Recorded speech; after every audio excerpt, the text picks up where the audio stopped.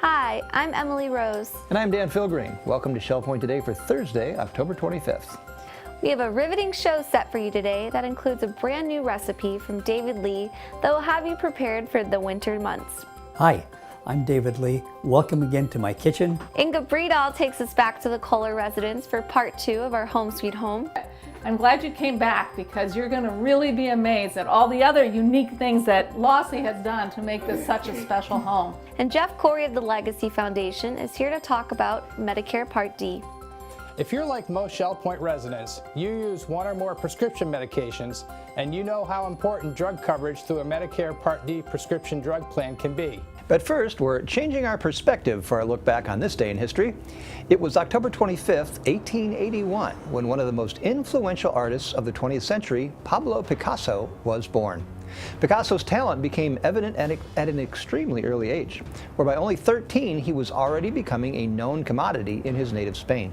By 19, his experimental style had earned him prestigious showings in the Paris art galleries. Throughout his 80-year career, Picasso would create over 50,000 paintings, drawings, engravings, and other types of art. His work can be categorized through the years by his moods, thus his blue period or his rose period. Known as the forerunner of the Cubist movement, Picasso's greatest work is his painting Guernica, his monumental piece that depicts a Nazi bombing raid during the Spanish Civil War.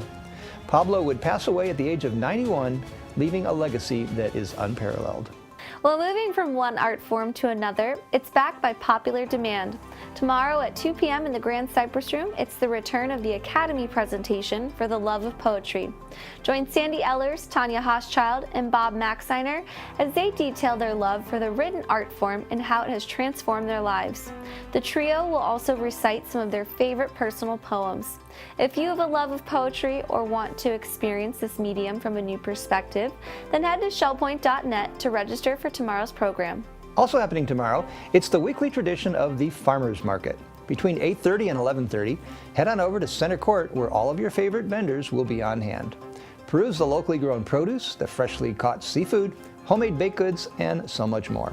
Remember that Shell Point Transportation will conveniently drop you off right in the front of Center Court, meaning it's easier than ever to shop the Farmers Market. Now, what are you waiting for? Join your fellow residents tomorrow and take part in this weekly Shell Point tradition. And after delving through all that fresh produce, you'll be ready to tackle one of David Lee's masterful recipes. On this all-new Culinary Capers, David is cooking up something perfect for any fall day.